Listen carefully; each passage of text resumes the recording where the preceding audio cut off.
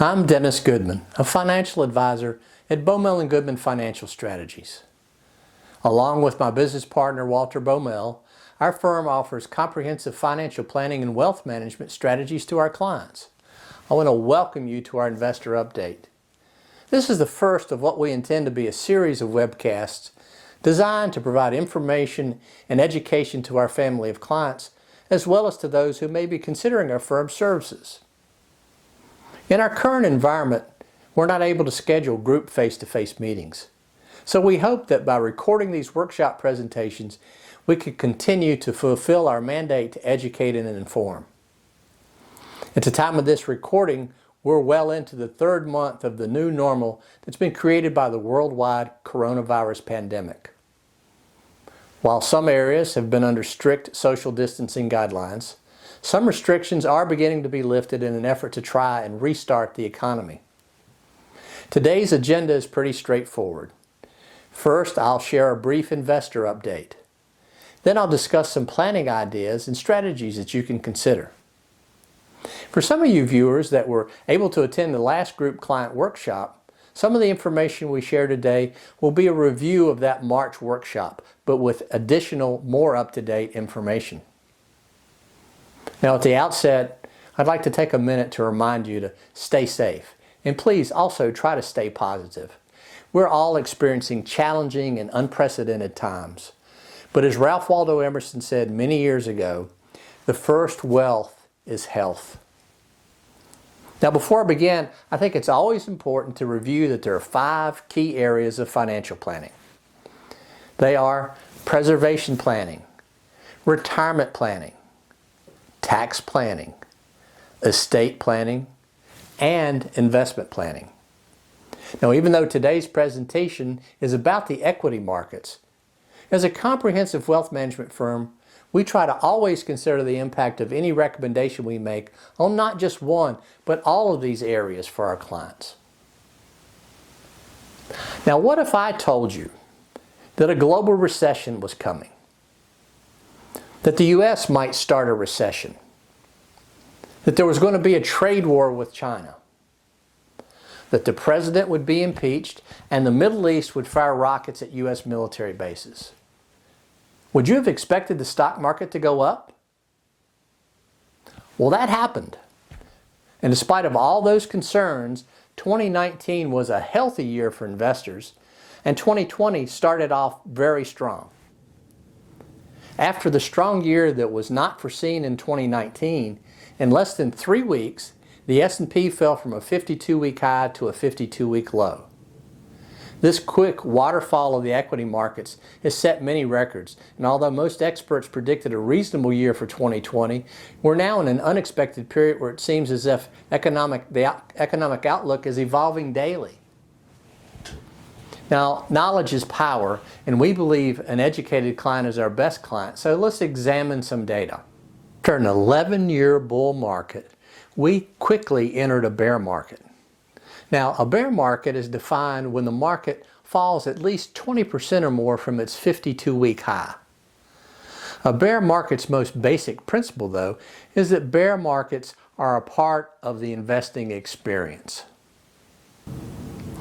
Since entering the bear market as of early April, a bounce back of equity markets may have ended this bear market, but we're still in very volatile times and are down from all-time highs. Now, since we're discussing bear markets, which is a close of 20% down, it might be helpful to review some information about bear markets. Bear markets can be classified into one of 3 categories. They can be structural, cyclical, and event-driven. Structural bear markets are those created by imbalances in financial bubbles. Very often they're followed by a price shock like deflation. This happened in 1929 and again in 2008 when the financial system was in trouble. Cyclical bear markets are the ones that are typically a function of the economic cycle, and they're marked by rising interest rates and impending recessions or falls in profits. Event-driven bear markets are created by events like a war or an oil price shock or an emerging market crisis or, like most recently, a sudden viral pandemic. We were currently in an event-driven bear market. These are the bear markets that are the hardest, if not impossible, to forecast or to navigate. COVID-19 created a first-of-its-kind bear market, one that was caused by a virus. Now, we've had event-driven bear markets, but none were created by a viral pandemic. So after lowering the Fed funds rate by 0.5 point to the range of 1.0 to 1.25 between its regularly scheduled meetings, as a response to the risk that the COVID-19 coronavirus outbreak was creating, the Fed Reserve cut its benchmark interest rate in mid-March by a full 1% to the 0 to 0.25 range. When the Fed first started reducing interest rates, many experts noted that the central bank was just catching up where the markets were headed. Now it seems as if they're responding to both the economy and the fact that the 10-year Treasury had fallen to an all-time low. The all-time low for the Fed funds rate is effectively 0, and the Fed's only lowered it to that range of 0 to 0.25 twice. Once was during the financial crisis of 2008, and now again in March of 2020. The U.S. government is responding, trying to help prevent the threat of recession and help businesses. They've passed several bills, including the $2.2 trillion Coronavirus Aid, Relief, and Economic Security Act, the CARES Act. This emergency relief package is the largest economic relief package in U.S. history. And as if things weren't bad enough, the oil price war between Saudi Arabia and Russia, which emerged suddenly and dramatically on March 7th, decimated the energy industry. Oil prices saw the worst month and quarter in oil price history, down over 50%. With energy companies and oil still being contributing factors to the overall economy, oil prices added to the equity market problems. Now, a bad decision can be harmful. As this chart shows, the 6 biggest point declines and the 6 biggest point increases in the Dow Jones Industrial Average all came in the last 5 weeks of the first quarter. On March 12th, the Dow fell 2,352 points, which was over 9%.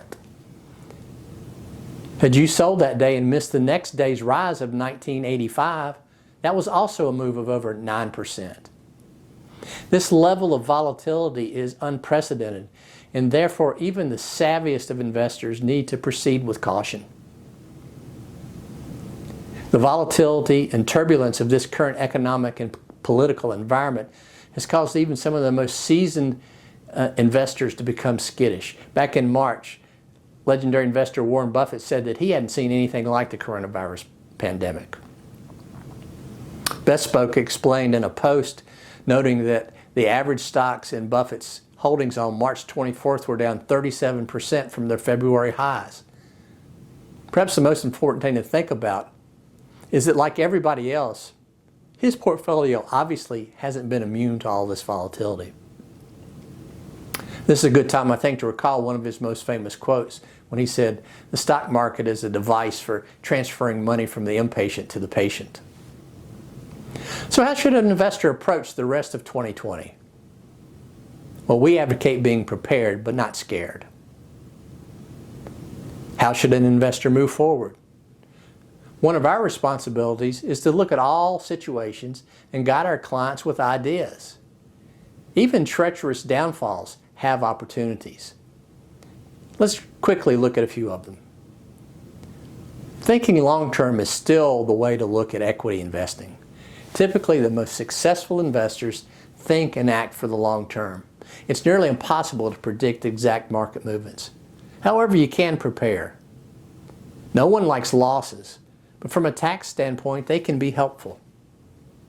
A tax swap, that's a strategy that involves selling an investment that has losses and a similar but not identical investment. The tax losses can then be used to offset gains, or they can be banked to offset future gains.